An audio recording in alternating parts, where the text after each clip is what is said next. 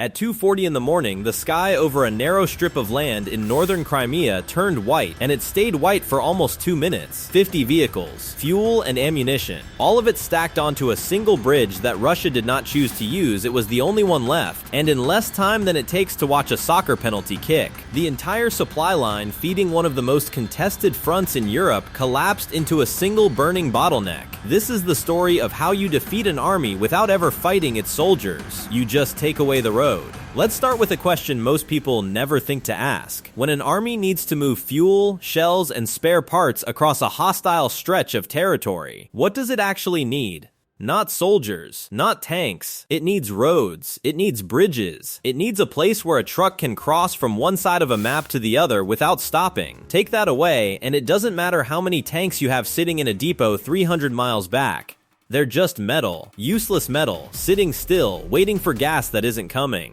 That's the premise behind one of the most quietly devastating campaigns of the entire Russia-Ukraine war. A campaign that never made the front page the way a missile strike on a city does, because nobody died in a way that made for a dramatic headline. It was slower than that. It was smarter than that. And by the time anyone outside of military circles understood what was happening, it was already finished. Here's the geography, because the geography is the whole story. Crimea connects to the Ukrainian mainland by land in exactly one place, a narrow strip called the Perekop Isthmus. On either side of that strip, shallow salt lagoons, marshland, nothing a vehicle can drive through. If you're moving supplies over land into Crimea, you are going through Perekop, or you are going through one of a small handful of bridges further east. There is no alternate route. There is no back road. There is no clever detour a truck driver can take if the main crossing gets busy. This is, geographically speaking, about as close to a chokepoint as modern warfare offers, and chokepoints are where wars are actually won or lost, even when nobody's shooting at each other directly.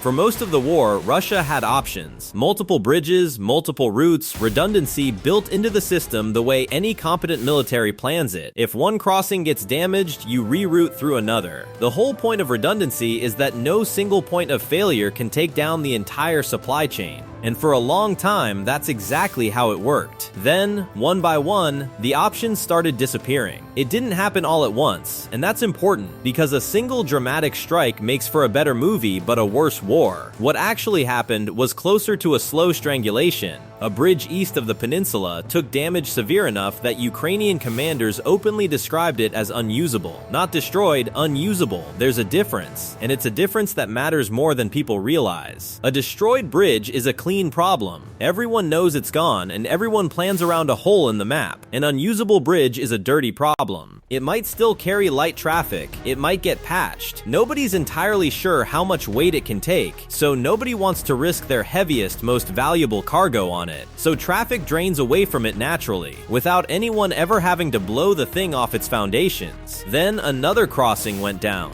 Then another, in the same general window of time, hitting different points along the same eastern flank. Picture a 4-lane highway losing lanes one at a time. Nothing about the total volume of trucks needing to cross has changed. The number of lanes available to carry them has.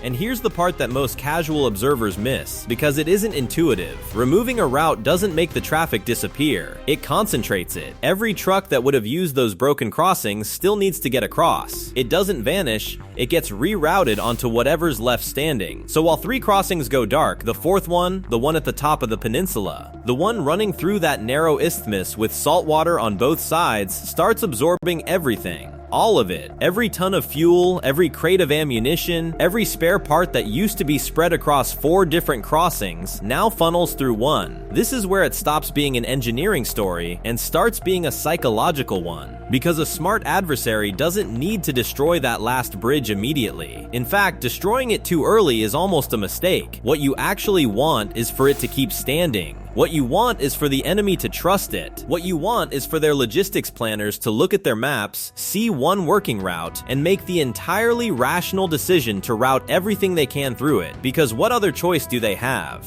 That's not carelessness on Russia's part. That's not incompetence. That's what happens when your options get taken away one at a time and you're left holding the last one. You use it because using it beats not moving supplies at all, and the more valuable and urgent the cargo, the more likely it ends up on that last remaining road, because urgency doesn't wait for a safer alternative that doesn't exist. Now, put yourself on that isthmus for a second. You're driving a fuel truck. The road ahead of you is narrow, a raised causeway with water lapping at both shoulders. There is nowhere to pull off. There is no shoulder wide enough to park on, no side street to escape down, no field to cut across. If the truck in front of you stops, you stop. If the column halts, you are now part of a line that cannot move sideways, cannot turn around, and cannot do anything except wait for the vehicle ahead to move first. You are, in the most literal sense, stuck on a single thread with nothing but water on either side of you. Under normal circumstances, that's an inconvenience, a traffic jam, something you complain about and forget by the next morning. But if you're an attacker who's been watching this bottleneck form for days, who has already picked off 3 other crossings specifically to push traffic into this exact spot, that traffic jam is not an inconvenience. It's a target list assembling itself in one place at one time for you. Because here's the thing about attacking a moving convoy versus attacking a stopped one. A moving convoy is a math problem with too many variables. Where will it be in 10 minutes? What speed is it holding? Which direction will it turn? Every minute you spend deciding is a minute the convoy spends putting distance between itself and wherever you calculated it would be. Hitting a moving target means predicting the future, and predicting the future is hard even with drones and satellites doing the watching. A stopped convoy solves all of that instantly. It's not going anywhere. The lead truck is stopped because the truck in front of it is stopped, and that truck is stopped because the bridge is only so wide, and nothing about that changes until the bottleneck gets wider, which on this particular strip of land, it is never going to do. So the only decision left is when to strike, not where. And that is an enormously easier problem to solve. Now let's talk about defense, because Russia wasn't blind to any of this. There were defensive systems positioned around that crossing, genuinely capable ones. Self-contained air defense vehicles that carry their own radar, their own missiles, their own rapid fire cannons built specifically so they don't need a wider network to function. On paper, systems like this can go from detecting a threat to firing on it in a matter of single-digit seconds. That's a genuinely impressive reaction time, and against the threat those systems were designed for, it's usually more than enough. But here's the flaw, and it's a flaw of geometry, not of engineering. That kind of air defense is built to protect a point, a hangar, a command post, a single fixed structure with a defined perimeter you can draw a circle around and say, if it crosses this line, we shoot it. A bridge with miles of approach road and a column of vehicles strung out along it is not a point, it's a line. It's a line that stretches for miles, and a defense system built to guard a circle is being asked to guard a corridor instead, and those are not the same problem, even if they look similar on a map. Think about a goalkeeper. Spend an entire career training to stop a ball coming straight at you from 12 yards out, and you get very, very good at that specific geometry. Now ask that same goalkeeper to defend a ball rolling along the ground somewhere behind him, off to the side, outside his frame of reference entirely. Every reflex he's built still exists.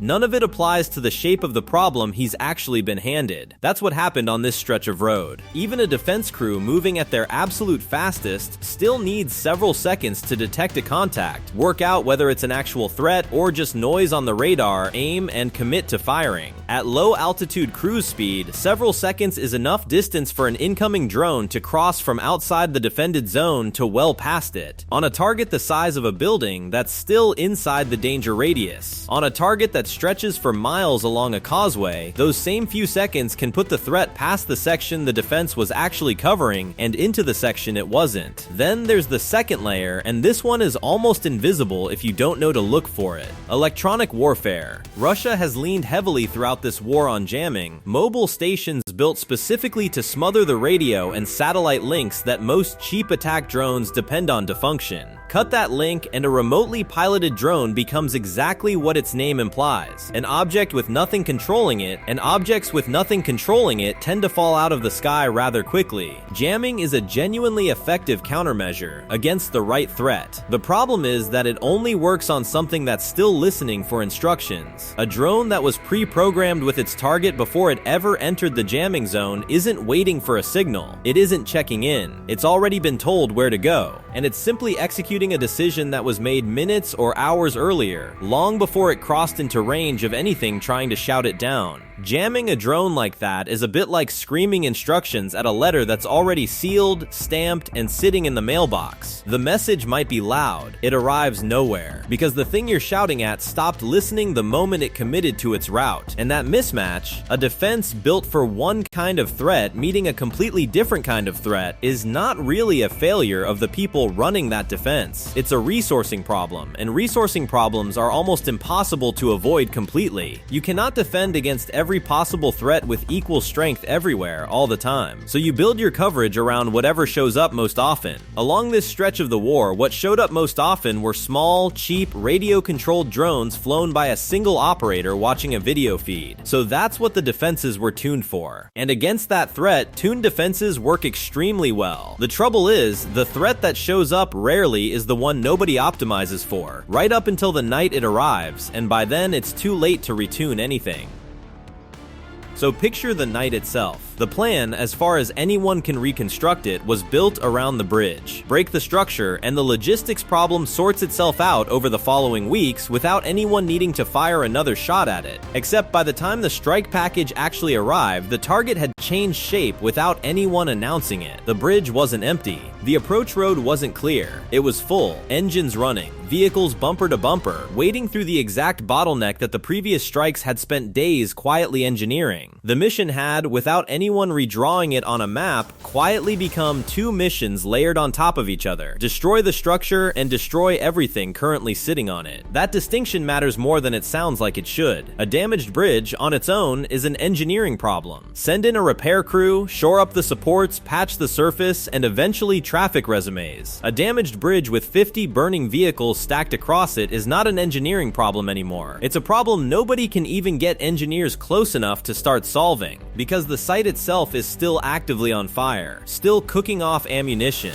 still too hot and too dangerous to approach. What happened in the minutes after the first strike landed is something we can only reconstruct, not document with certainty. Nobody filmed it from the inside, and the people who lived through it aren't giving interviews. But the physics of it are well understood, and they tell their own story. Fuel doesn't detonate the way it does in a movie. It vents first. A ruptured tank throws vapor into the air before anything else happens, and that vapor doesn't need a spark right next to it. It just needs air and heat nearby. And a burning truck 2 vehicles down supplies both. The cloud finds its ignition source, and when it lights, it doesn't light gradually. It lights all at once, faster than anyone standing near it could possibly react. The first truck is gone in the opening second. The trucks next to it aren't gone, they're worse than gone, because now they're burning too, sitting directly against the next vehicle in a line that has nowhere to spread out to and nowhere to retreat to. That's how a convoy like this dies. Not all at once, but in sequence, one vehicle igniting the next, like a fuse that happens to be made of diesel and steel instead of powder. Then the ammunition starts. It doesn't need to take a direct hit to go off, it just needs enough time next to enough heat, and a convoy on fire supplies both in abundance. The sound changes first. Sharper, flatter cracks, overlapping faster than they can be counted individually. Rounds cooking off inside covered truck beds. Fragments crossing the road and puncturing vehicles that hadn't caught fire yet, and a hole punched into a fuel tank is just one more source of open flame joining a fire that's already spreading faster than anyone on the ground can outrun it. And underneath all of it, the bridge itself is absorbing damage it was never engineered to withstand. Structures handle static weight fine, that's what they're built for. What they don't handle well is sustained heat, because heat pulls the structural strength directly out of steel while it's still holding a load, and repeated blast pressure works loose every joint holding the deck together. Somewhere in the middle of that 2-minute window, the bridge stops being a road and starts being a collection of pieces that used to be a road, sagging in places, cracked through in others, with burning vehicles still parked on the sections that hadn't given way yet. By the time it was over, the column at the front couldn't advance, because the road ahead of it no longer existed in any usable form. It couldn't reverse, because the vehicles behind it had already stopped and were blocking the only way back. And it couldn't disperse to the sides, because there was nowhere to disperse to. Just a raised strip of road with water on both edges, exactly like it had been from the start. Ukrainian forces reported up to 50 military vehicles hit in that single engagement, loaded with fuel and ammunition that had reportedly been staged for a specific front further north. That's not a routine supply run, that's a shipment, the kind that gets assembled once, moved once, and is meant to sustain an entire formation for a stretch of time. None of it arrived, and Ukrainian commanders described the bridge itself afterward in blunt terms, damaged badly enough that it didn't need to be hit again. Read that sentence again, because it's doing more work than it looks like it's doing.